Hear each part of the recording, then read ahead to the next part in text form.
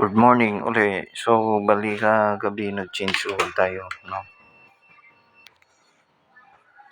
So, yung mileage ng ating motor is 82,239. So, bali nag-change oil tayo kagabi, no? Gabi ko na ginawa para hindi tayo tanghali makakaalis, no? Food delivery tayo. Nagdinis na rin tayo ng air cleaner dyan.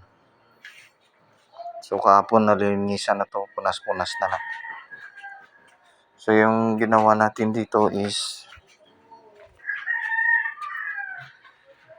nag-plus tayo dito, no? Sinabi ko kanina.